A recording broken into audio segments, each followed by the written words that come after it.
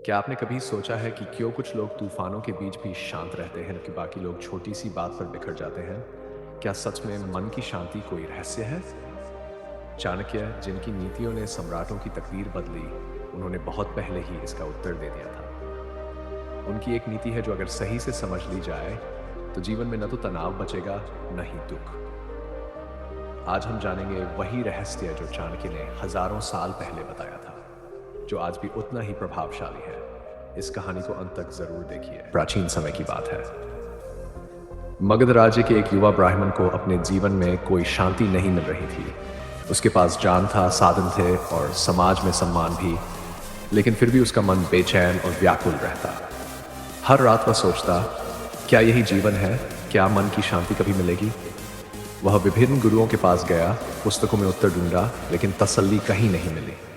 तब किसी ने उसे सुझाव दिया, अगर वास्तव में शांति चाहिए तो तक्षशिला जाकर आचार्य चाणक्य से मिलो।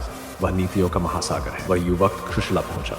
वहां चाणक्य एक साधारण कुटिया में रहते थे। ना कोई राजसी ठाठ, ना कोई दिखावा, फिर भी चेहरा शांत, आंखों में तेज और वाणी में अपार गहराई। युवक ने विनम्रता से प्रणाम किया और कहा, गुरुवर, मैंने वेद पढ़े, उपनिषदों का अध्ययन किया, लेकिन मेरा मन अब भी अशांत है। क्या आप मुझे मन की शांति का रहस्य बता सकते हैं? चाणक्य मुस्कुराए। शांति कोई वस्तु नहीं जिसे पाया जाए, यह तो एक स्थिति है जो सही समझ और अभ्यास से प्राप्त होती है। लेकिन यदि तुम सच में जानना चाहते हो तो 3 बातें जीवन में उतारो। इच्छाओं पर नियंत्रण की बोले भाई। मन की अशांति का सबसे बड़ा कारण है अनियंत्रित इच्छाएं। जैसे अग्नि में घी डालो तो वह और भड़कती है, वैसे ही मन की इच्छाएं कभी शांत नहीं होती। जो व्यक्ति हर इच्छा को पूरा करना चाहता है, वह अंत में केवल दुख पाता है। शांति तब आती है जब व्यक्ति ये समझ लेता है, मुझे सब कुछ नहीं चाहिए, केवल वही जो आवश्यक है।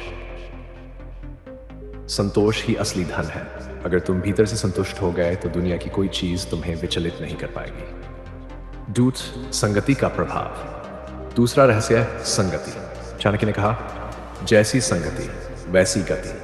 अगर तुम अशांत लोगों के साथ रहोगे, लालची, ईर्ष्यालु और अहंकारी लोगों के बीच रहोगे, तो उनका प्रभाव तुम्हारे मन पर पड़ेगा।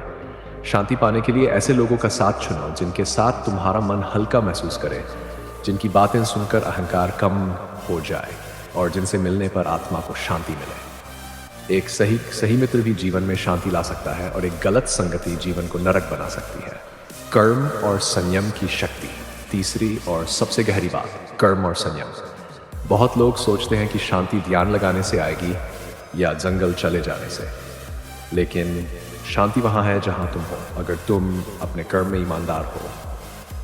चाणक्य बोले, जो व्यक्ति अपना कर्तव्य पूरे मन से करता है, बिना फल की चिंता किए, वह कभी अशांत नहीं होता। और संयम वाणी में, भोजन में, विचारों में, यह एक ऐसा कवच है जो तुम्हें भीतर से स्थिर रखता है।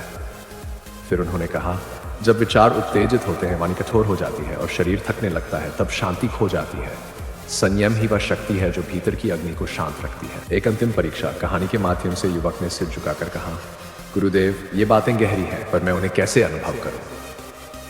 चाणक्य बोले, तुम्हें 1 सप्ताह के लिए जंगल में रहना होगा, केवल आवश्यक वस्तुएं लेकर। किसी से बात नहीं करनी, केवल अपने कर्म पर ध्यान देना, लकड़ी लाना, पानी भरना, भोजन बनाना और आत्मनिरीक्षण करना।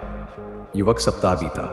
वहां न कोई शोर था, न कोई लालच, न तुलना, न प्रतिस्पर्धा।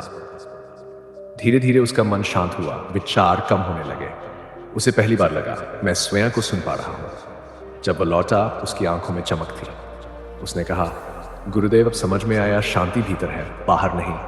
जब इच्छाएं थमती है, संगति शुद्ध होती है और कर्म सच्चे होते हैं, तो शांति स्वतः आ जाती है। चाणक्य मुस्कुराए, अब तुम तैयार हो, जाओ इस नीति को जीवन का हिस्सा बना लो।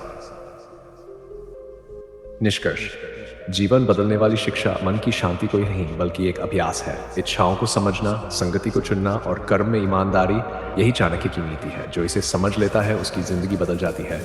क्योंकि जब मन शांत होता है, तभी बुद्धि स्पष्ट होती है, और जब बुद्धि स्पष्ट होती है, तब निर्णय सही होता है। यहीं से शुरू होता है सफलता का असली मार्ग। यदि आप चाहे तो मैं इस कहानी के